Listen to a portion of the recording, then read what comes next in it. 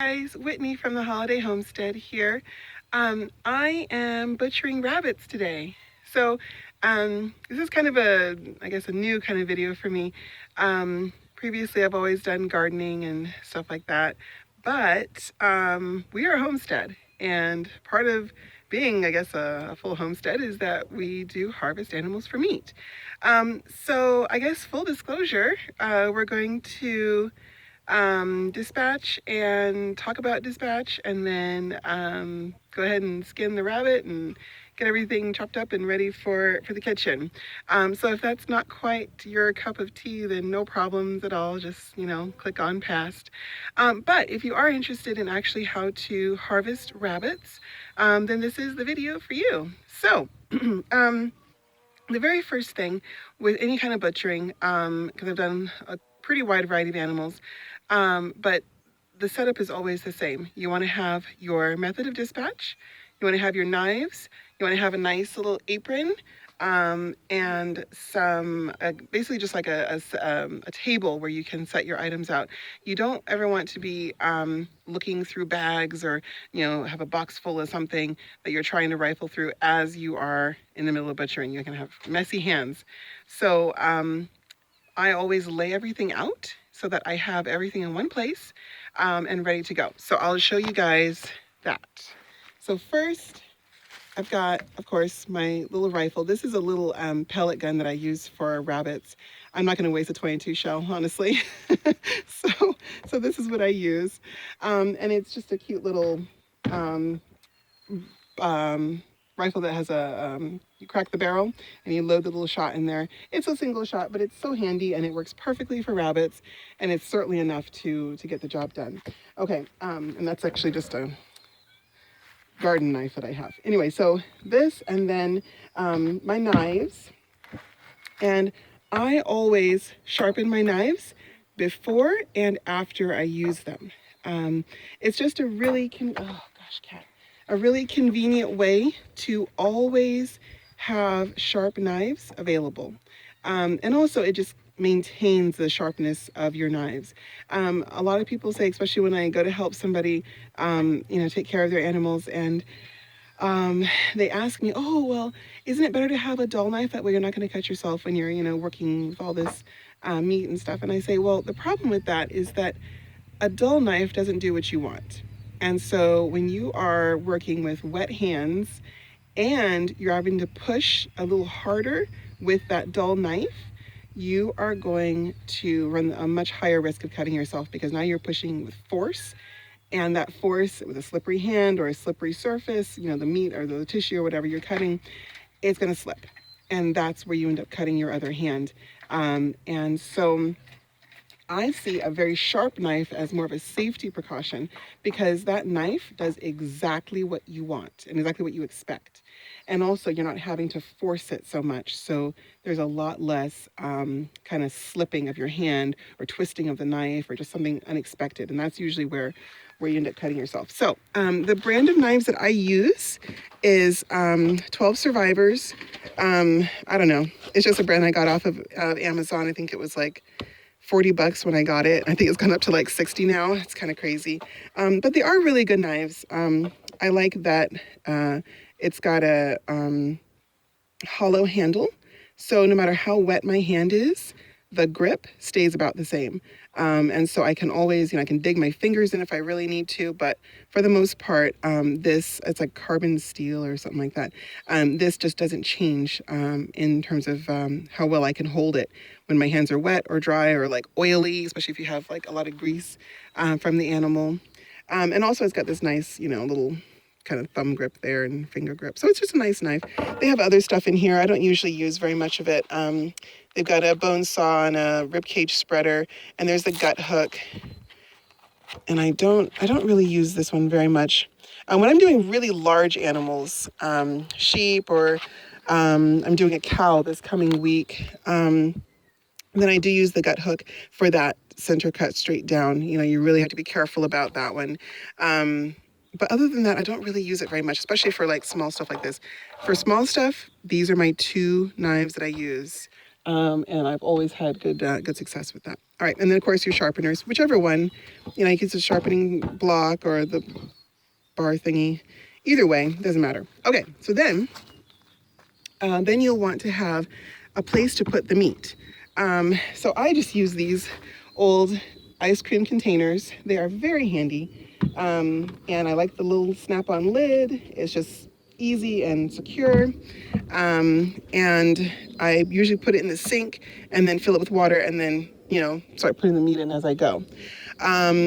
Let's see here. So when you are preparing your area, because I have my table and then I've got a sink, and you want to have a hose, of course. I like to just wash everything off. I already kind of brushed off the table, but I like to give my sink just a quick once over. Sometimes I'll wash it with soap as well, especially if it's particularly dirty or if I haven't butchered in a really long time. But this is just dust basically, because I washed this off yesterday. So I know it's pretty clean. There's actually a little bit of soap left in here. So yeah. So having a sink on hand is really wonderful because it gives you a good place to keep your meat. And so I usually secure my hose head in there so I can use it one-handed if I need to. Or I can even leave it on, you know, lock the handle and leave it on and let it drip. So lots of possibilities there, which is really, really nice. Anyway, so then what I do is I take my bucket and I put it in the sink and I fill it with water. And I can fill the rest of that later. But basically, I just fill it with water so that when I put the meat in, that it doesn't come into contact with air a whole lot. I know there's different ways of processing. Some people say, oh yeah, don't wash your meat a lot because you know you're losing some of the flavor and stuff. I've never noticed that. I notice more meat damage when it's exposed to air for a long time, especially if it gets that kind of sticky, kind of dry skin feeling on it. And also too, we're on well water. So the water that we use to rinse our meat is not chlorinated. It's filtered. I mean, there's a sand trap in it, but you know, there's no other chemicals, no fluoride, no chlorine or anything else. If I had chlorinated water, I'd probably feel differently about it. But yeah, we don't. So that's a nice little thing. Anyway, so that's basically the setup. I will say then also for dispatch. So we use the kind of distract and dispatch method. We'd give them I should say, so we starve the animal the day before or that morning, if nothing else. And then we give them a treat, something that they really, really like. Like with the rabbits, it's always fresh grass or apples or collard greens. In this case, they really like these greens. And so yeah, basically we just kind of starve them out. So they're really focused on the snack when they get there. And I'll show you the cage. So we don't have any fancy setup really. Basically, it's just an old wire cage that we use. It has a little door there. This is the only cage I use for dispatch for small animals. Obviously, you know, much larger animals is a different method. But for small animals like chickens, the rabbits, oh gosh, what else have I put in there? Mainly just chickens and rabbits, I think. That's really all we have for small animals here.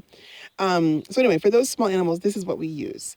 And it's just a standard old cage. There's nothing fancy about it. But the thing is, the openings at the top are big enough that I can get my rifle barrel through. And that's really important because, you know, you want your animal contained, but you don't want them so tightly contained that you can't make a clear shot. And of course, you never want to aim like through, say, like a bar like this where you're way back here trying to aim through, because there is a chance that it could ricochet and not hit your target or, you know, have some other problem. So I like to be able to get my barrel directly through so that there is nothing between the shot and the animal. Anyway, so this is the animal that I have already dispatched. I wasn't sure how YouTube feels about showing the actual like moment of death for animals, so I didn't go into it too much. But basically, when you're dispatching a rabbit, I know there's many ways to do it, and each way definitely has its merits. The way that I do it is I shoot the animal with a little, I think it's .177 little grain pellet, and then actually I think I have one in my pocket. There we go. And there's little dealies, just little cheap. I think it's like $10 for a little can of like 500 of these. So very economical, of course. I shoot it so that you're shooting right between the ears at the base of the head. So the back of the head, where the ears kind of come up, you want to get at that V shape, the very bottom, the point of the V shape. And that is basically like the brain. And then you want to aim so that the shot is coming through the brain, out the mouth. And that severs a lot of good stuff where the blood will just really come out. And also, it's a very quick, lights out for the animal. Of course, with any dispatch, there's always, the nerves, the nerve reflexes, and all that. So the animal does, twitch and move, and sometimes they jump. It's just kind of, all over the place. But the reason why I like that method in particular is because as soon as I've shot it, I see the eyes roll up. And I know for sure that animal's not feeling anything. There's no like cognition going on. There's nothing happening where the animal is suffering at that point. I'm sure that it was just, they were eating a snack and then lights out super quick. So that's just the method that we prefer. Like I said, there's plenty of other methods, and you definitely should, research them because you got to find what kind of works for you. But this method definitely works for us. This is what we use just for rabbits. We don't shoot chickens. There's a different method for that. But this definitely works for the rabbits. Okay, so I'm going to put the camera down, and then I'm going to hang up the rabbit and give you guys the next step here.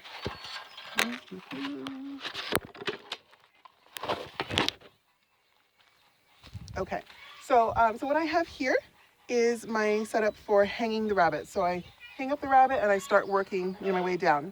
So these, if you can tell, are jumper cables. Yeah, it actually works. I know it's super crazy, but it works. I used to use these little slip knots, and the slip knot does work. It does. It's just kind of tricky to get the animal up and the foot in with one hand. So the slip knot, you have to open it up, and then you take the animal and you get the foot in, and then you have to cinch it down. I always just have trouble with that. Somewhere between getting the foot in and cinching it down, I need another hand to hold the rabbit up so I can pull the thing down. And anyway, so it's always ends up kind of, just a mess.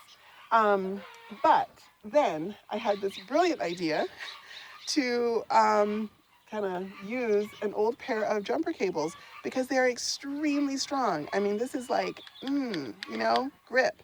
Also, if they meet, you can see there's a little hole right there where the wire or something, I don't know that stuff. But anyway, some part of this is useful. But the thing is, when I put the foot in there, that's where the bone goes. And so I'm not breaking the bone when I'm holding up the foot. So it actually hooks like around the ankle, basically, and holds up the foot. And it's a really tight grip. And also, it's a very easy release. That was the other thing I didn't like about the slip knots, is that when I wanted to release it, now I've got this leg hanging here and I've got to pull up again. And then if I don't catch it, it might fall down. And anyway, so these are just super, easy release. Very quick.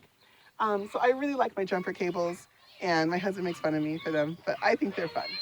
Anyway, so, and then also, this is just a tree that we found that has just the right kind of angle to it. It slants out a little bit towards me, but it's super strong where I can really pull on this. And when I'm pulling a hide down or something, I mean, I've butchered goats, like large goats, probably, I don't know, maybe 75, 80, 100 pounds on this same tree in the same, not quite the same setup, but different holders and spreader bars and all that, but same tree, and it's worked. So when you're working with your animal, you want to find a good, solid surface, because the last thing you want to do is be pulling down on this thing to get the skin off, and the whole thing falls, and now it has no, protection from the dirt, and your nice clean meat is dirty. So that's no fun. All right, so I'm gonna go get the rabbit. I'll be right back, and yeah, we'll get started. So hang on.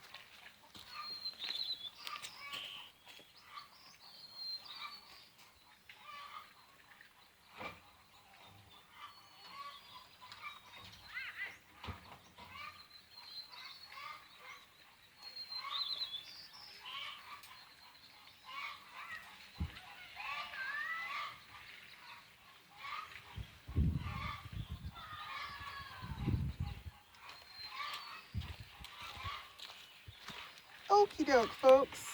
So here we go. Rabbit. And you can see the shot went pretty well, right through the back, between the ears, and right in. So, like I said, with these jumper cables, it's really easy. Just open it up, and you want to shove the foot all the way in. So you're not just like holding it by the toes, because that won't hold. You want to go all the way up where the toenails are like all the way in. So just keep going until you can't go any further, basically, and then let go. And I kind of feel for that bone to make sure that the bone is right center, because you don't want it to be off to one side, and then the same problem, you'll have like much less grip. And see, look at that, just with one, it's held. But I always do both, of course. So the same thing, you go right up between the toes, all the way up. See how the toe is sticking out on both sides? Like this toe is like way up there. Yeah. And so that really helps. So you make sure you have a good hold before you start working on this animal, because once you have a bad hold, and I've done it where I've not quite been careful with it, and man alive, it is very frustrating to drop an animal when you're working on it. Okay, so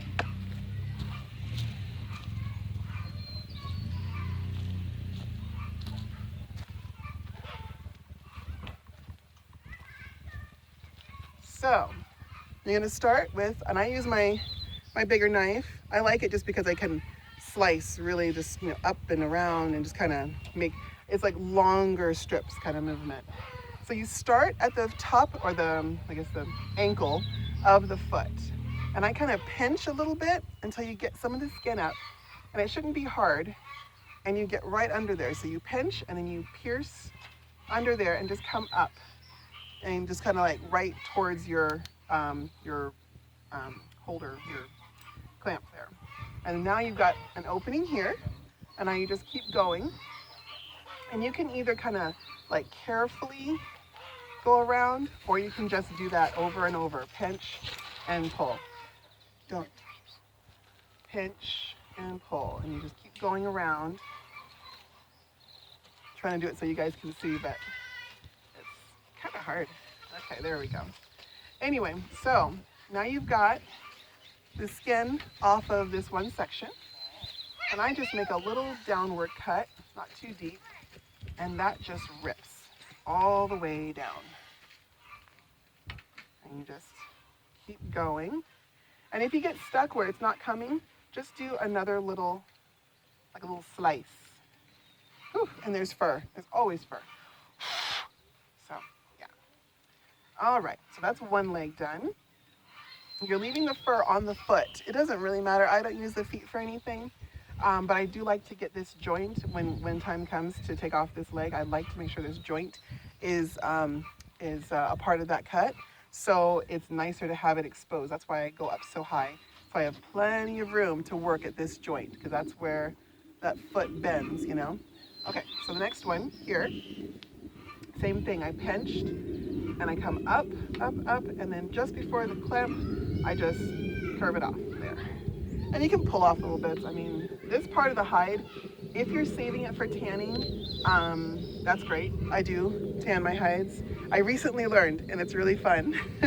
But so if you're tanning the hide, it's still possible to use this method.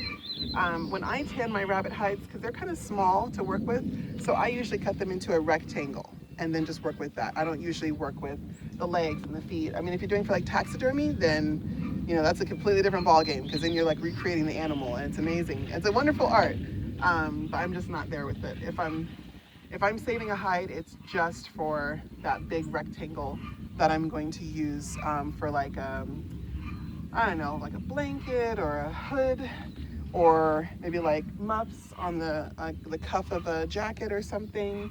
My daughter wants a pair of slippers, she says, and I'm like, okay, we'll try. Anyway, so once you've got both legs exposed like this, kind of like he's wearing little tidy whities, then you're gonna pinch right in the middle, and it should be pretty easy to get your fingers in there. If it's not, then you might have to keep working down both sides here until it is. But anyway, so pretty easy to pinch right here. Now I don't know if y'all can see it. Yeah, okay.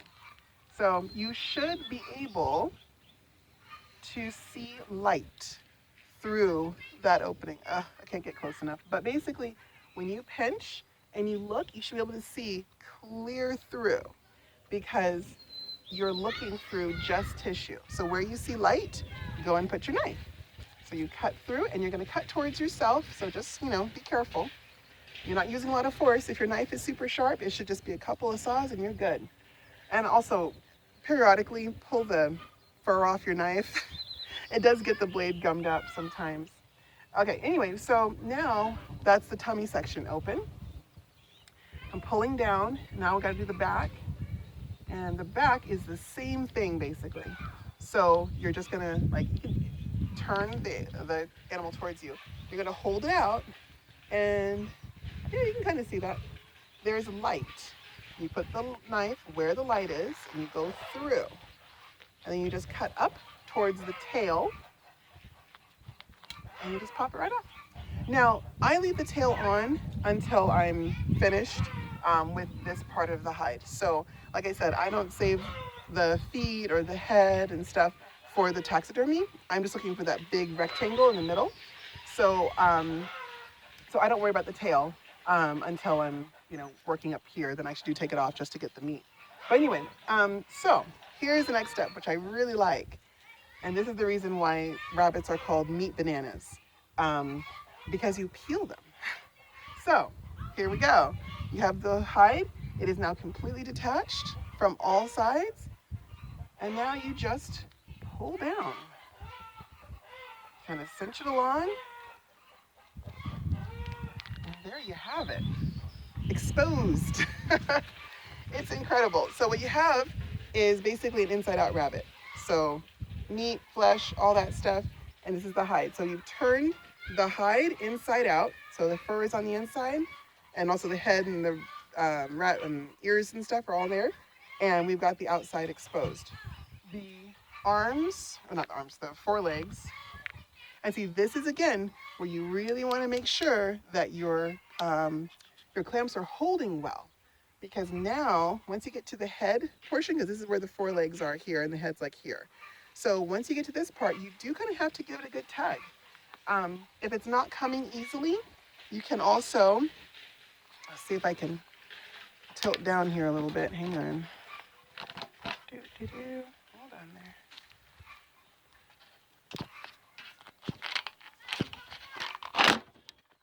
Okay, there we go. Right on. Okay, so you're gonna pull down, and if it's too hard and it's just not coming, you can help it along with these little glancing slices. You're not, honking in there, just a little bit. And as it goes down, those forearms or forelimbs will kind of be exposed. So same thing, you turn it around and just help it along a little bit. These slices are so shallow, it truly is just getting the meat part or the tissue part, not the meat part. And so you can just turn it around, take your time, and just kind of free up the meat as you go. Okay, so now the forelimbs are out. And because I am going to tan this hide, I'm going to leave the head attached to it because then I'm going to use the brain. So I'm just going to take off the forelimbs and then start working backwards, upwards. So forelimbs, okay. Ugh. The fur, always the fluff and fur. Okay, so the forelimb. So this is the first part of the rabbit. And again, you just want to pinch. So I'm pulling the meat away from the hide, just pulling it away, and there's the light right through there, right there. So you put my knife in there. All right.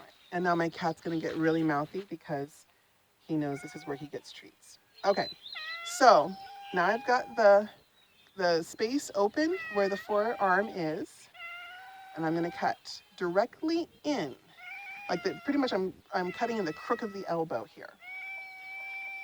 So there's that. I'm going to cut all the way to the bone. I'm not pushing on the bone. I'm just finding the bone.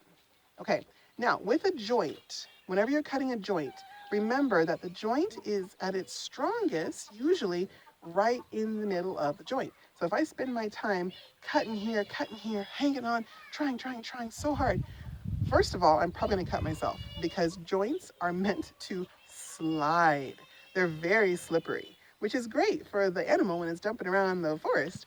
But when you're trying to cut it, you are working against basically the hardest bone mixed with slime. It's that cartilage, it's all that good stuff, but it is slippery.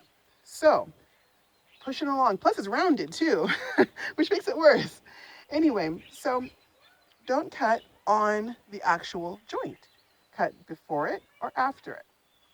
Because the joint, most joints basically are the two pieces of bone setting together with, and they're kind of lashed together with tendons. So like, when you wrench your knee or something crazy, you are straining a tendon because that's what held your joints together. So the tendons go across the joints and they are attached at the front and the back. So the above and below the joint. So when you're cutting the rabbit elbow, basically, the joint is here. You're going to cut back here. Because now, oh, there it goes, right there. That was the tendon that was holding. You'll see it's like a little white kind of like papery stuff. It just looks kind of leathery. Just thin white membrane. That, let's see, like, you guys can see that. This is the tendon. That's what you want to cut. So I'm just going to, and it's super easy. Those tendons, generally speaking, on small animals are very easy to cut. So now I've cut below it and I've cut above it.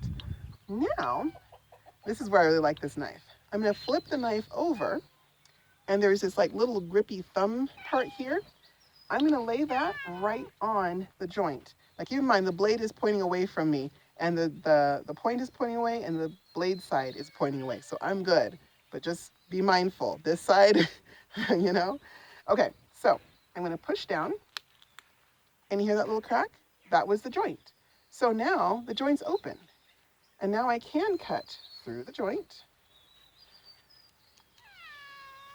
and the arm is free. And that's that. So now I've got what I call rabbit wings. They're really good. Oh, they're tasty. So, and I'll show you how to get those. So anyway, so this section here is the forelimb without this is the bicep basically, without the forearm part.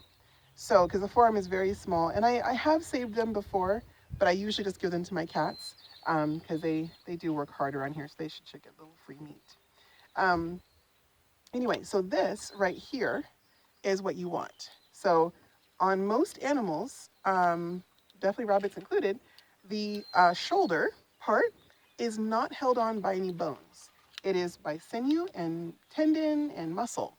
So this arm here is not held on by anything. So all you have to do is you pinch it, lift it away, and slice above it.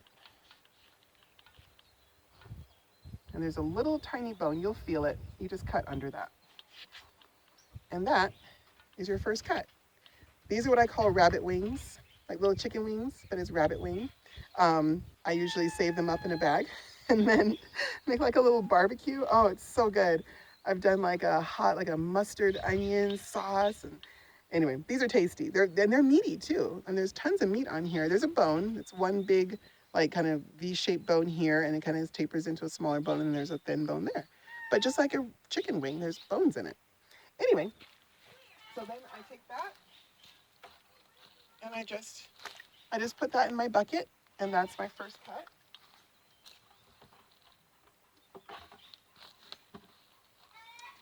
Okay, and I do the other one the same way.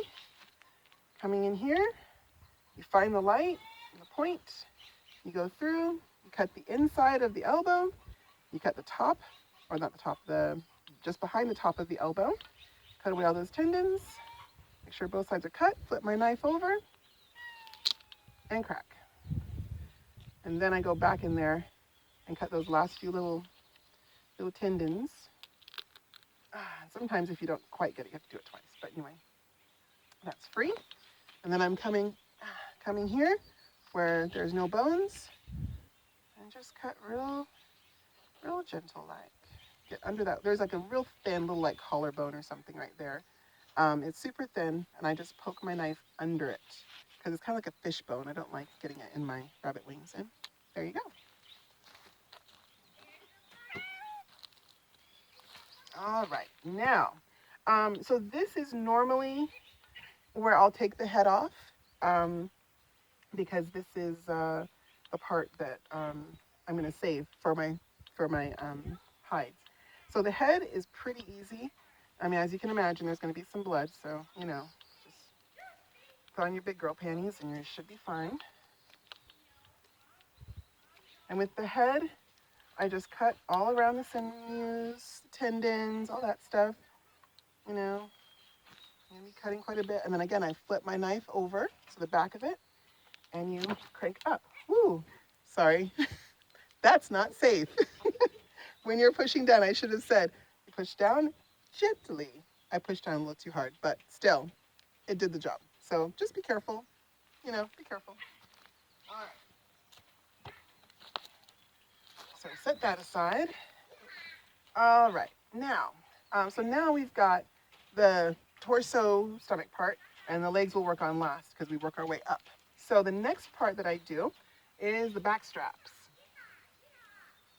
All right, and the back straps, you just turn your animal around. I should say, so this whole thing is on a loop. So, and I've got 2 nails up here holding it onto the tree. So it's very easy to just pick the whole thing up and flip it around. That's kind of why I like doing small animals, because there are times when you do want to just flip it around, and it's not impossible. Stop. I'm working with a knife, so don't touch. Okay, so with the back straps, and also if the tail's in your way, you can just take it off. It's a little bit bony, actually. It can be kind of difficult, but it's kind of blocking the camera. So, hey guys, here you go. All right, and again, fluff. So much fluff. All right, so now we've got a little extra room to work. So the back straps of the rabbit are here, all the way on both sides. Spine down the middle, of course.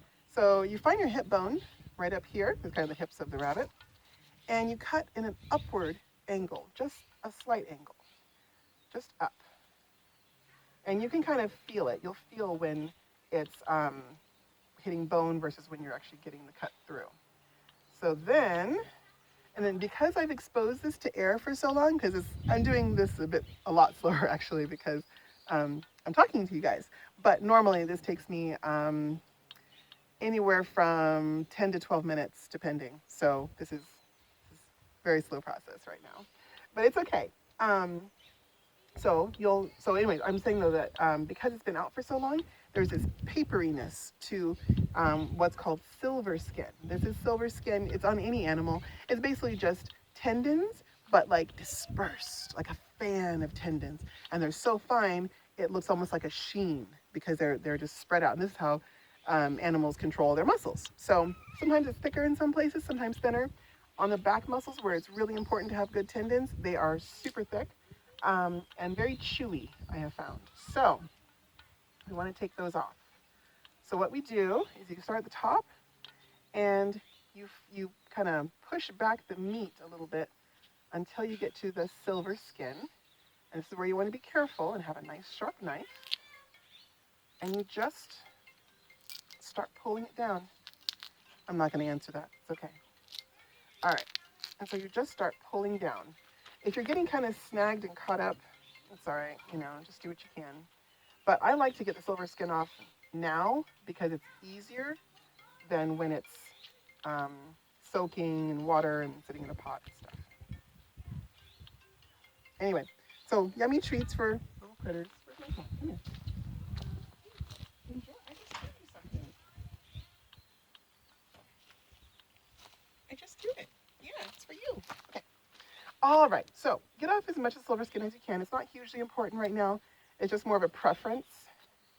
I prefer to get stuff off right now. Anyway, so you've got you've got this opening here, and you can start to cut. So you're going to cut the back straps away from the spine. So the spine is, oh, not spine, sorry, the spine, the rib cage. So rabbits have ribs that go kind of further down their torso. So right here, I can kind of show you a little bit. Right here, right there, these are ribs way down here. So all of that can go. So you just go along the rib and you just free the meat. And you just cut it away. Cut it away. All right. And you can just keep going all the way down. So this is the chest rib cage part.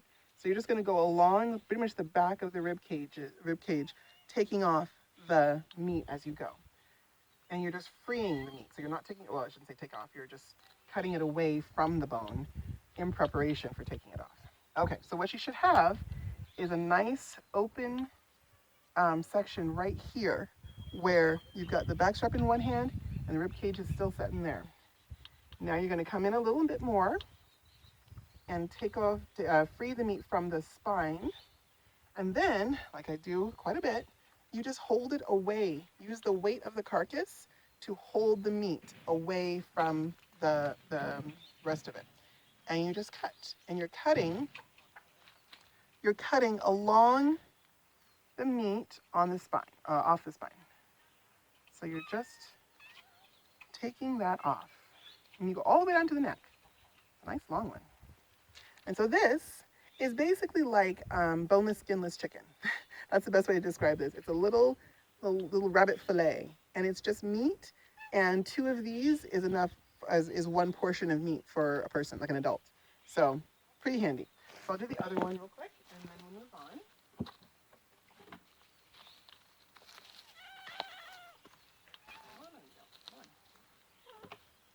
All right. So the other one, same thing.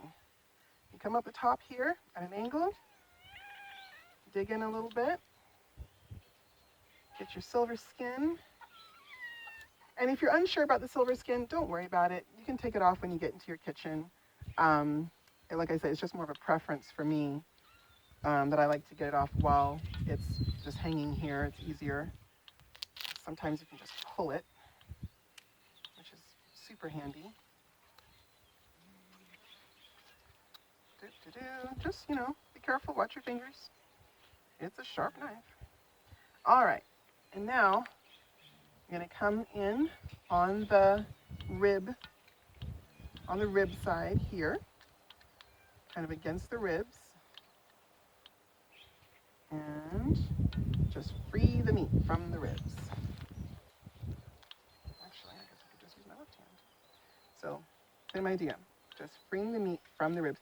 I will say, if you know how you're butchering, this isn't a surprise to you, but if you're new to it, it can be a little disconcerting when the flesh kind of like twitches while you're working with it. That freaked me out the first time, I won't lie. But it's really not, it doesn't mean anything, you know, obviously the animal's completely dead. It's just, you know, the reaction of the muscles to being severed from the bone. I will say though, it actually is kind of, in a morbid kind of way, it's a little bit handy when the muscle twitches because it pulls itself away from the bone, and then I can see a bit clearer in there. So I don't know, that probably sounds weird, but it's kind of helpful when the muscle still twitches. Anyway, So here's the spine, here's the rib cage, and I'm just cutting, again, away from the spine, just coming down, freeing it up. Okay, now I'm going to use the weight of the animal to my advantage, and I'm cutting this whole thing, just finishing that section. And there you have it. Other one.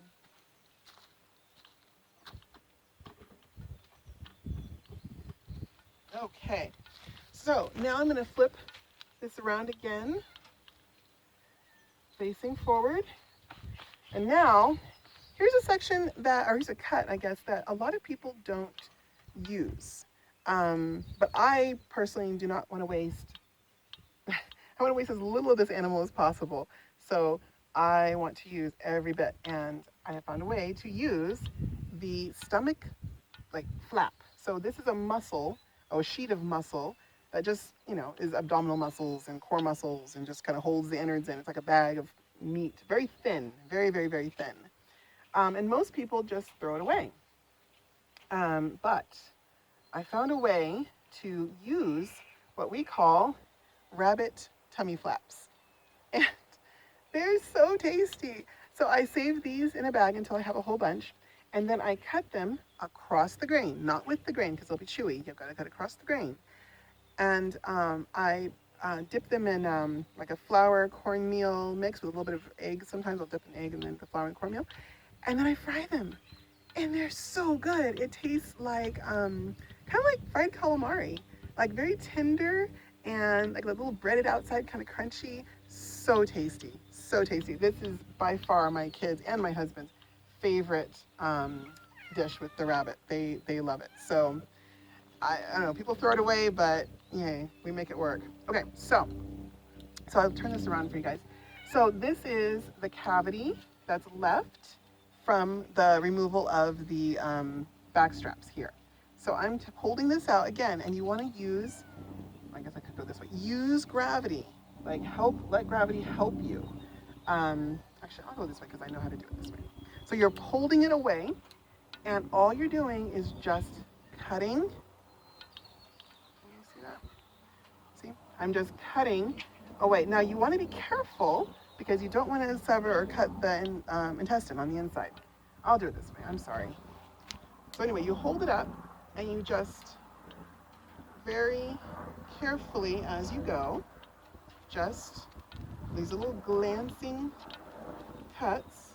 You'll see the rib cage. Just keep going. You're just taking off the front.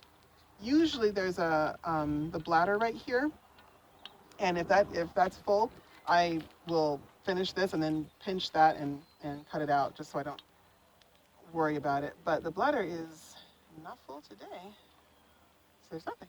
So now we've got entrails, tummy flap. Yay! All right, that goes in.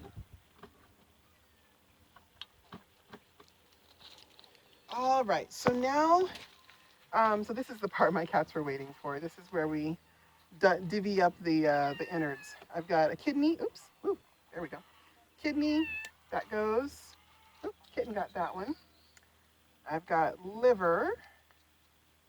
And you can just kind of, I use the butt of my knife to kind of just move stuff around.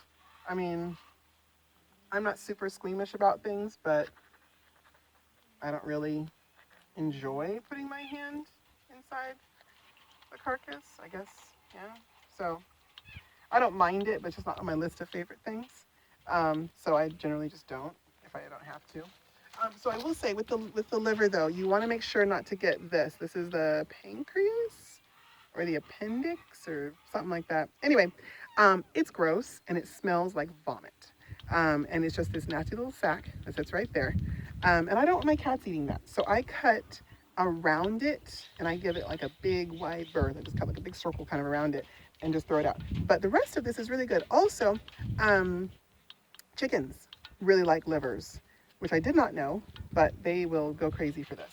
So let me cut this gross thingy out and then I'll feed it to whoever wants it.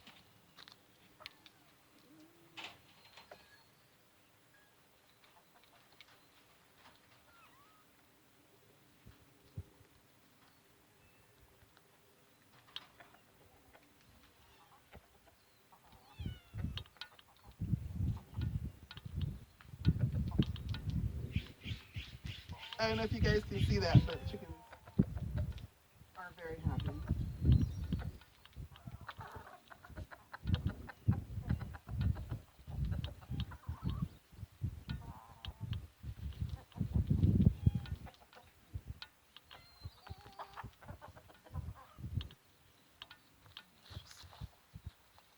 Yeah. Okay, and I just threw that little nasty bile thingy out into the field down there. So the little coyote can enjoy that. Anyway, so yeah, and then the rest of this is just entrails. Um, I just usually just throw this to my pigs, and they make quick work of it. Um, there's the other side of the liver. Yeah, maybe I should include this on that video, how to feed your chickens for less, because they really like livers. Huh. Alrighty, so now we're gonna go for the legs. And this is by far the meatiest part of the rabbit. So like I said, the first thing is if there was a big like yellow water sac here, that's the bladder. And you definitely want to either remove it or something before you get started. Just be careful, don't squeeze it. Honestly, puncturing it isn't even that bad. It just smells gross and you'll wash it off. But if you squeeze it, the pee comes right back up and out. And that's happened. It's pretty bad. Okay, so um, so with the rabbit, what you want to do is you're going to take your thumbs, put them in the knees, I guess. Have your hands are on the back, hips, and you pretty much just like a big sumo squat, and you're gonna crack the hips by pushing the hips towards you. So this way, and see? So you bend them towards you, and you'll feel it when they crack. So you're popping the hips out of joint, which helps so much when you're cutting. Okay, so if you haven't already removed the tail, you want to remove it at this point because it just gets in the way. All right, so with one hand, I hold back all the stuff. This was a guy, so I'm holding back all the junk and whatever. And you want to come right in, pretty close in there, and come down. And you can always like pull it back a little more as you need. But what you should see is a white lump right at the top here. That is the hip joint itself. And so you want, remember like I said, you don't want to cut on the joint because you cut yourself. You want to cut one side or the other. And in this case, you want to cut towards the leg side. So you're cutting towards the leg on this side. Right here, there's the joint. I'm moving over and down. And you kind of rock it back and forth. Now, well, you can't quite see it right now, but I can see there's a little joint exposed in there. So still holding everything back, just come right down, keep coming. There's more. Oh, see, yeah, there's more. So freeing the meat, that's what I call it, just freeing the meat. And this point, you want to turn it around because now you're going to work on the back side. So from here, you're going to come straight down along the spine. And already you can see how open that is. And then remember this hip joint, or this hip pelvis, I guess top of the pelvis, that we were hitting when we were working with the back strap? You're going to go ahead and cut that too. Now you're cutting the top of it. And up. So now you've got this nice cut up and around all the way through to the bone. And you can take your time and kind of, cut, just make sure you've, done what you wanted to do. Anyway, and then with this, I'm cutting, let's see here, I'm cutting right here.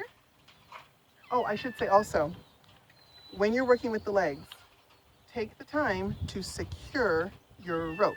What I do is I take one side of my loop and I just quickly wrap it around one of the nails so that when you cut this, especially when you free the leg, this leg, all the weight is going to be over here now.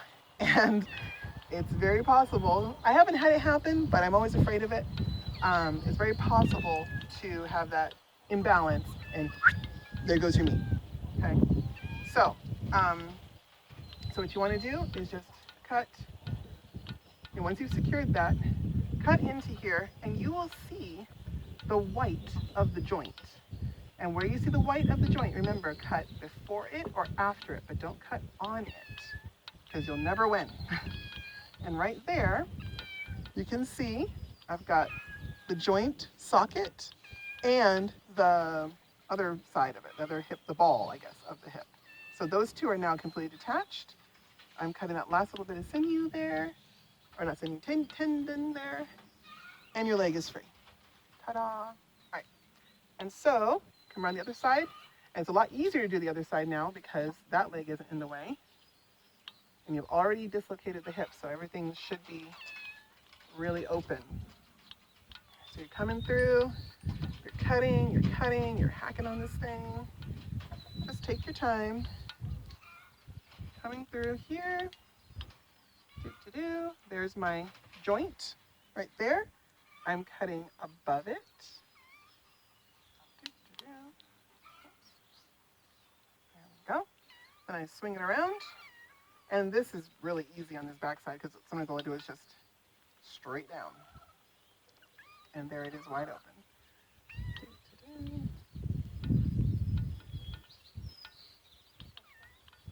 Okay, so now there's the ball, there's the socket,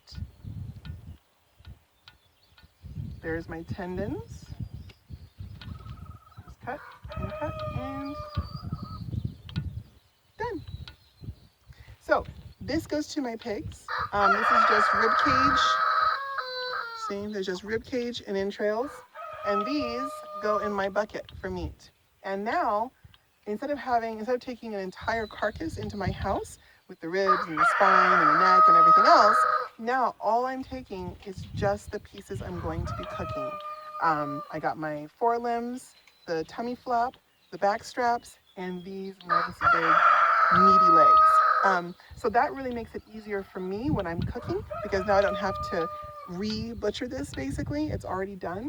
And I just take them out of the bag in the freezer or and cook them, or they're a lot easier to fit in my canning jars when I go to can this as well, because now I can fit 4 sets of legs in one jar instead of trying to crumple an entire carcass or trying to cut it up at that point and all this other stuff.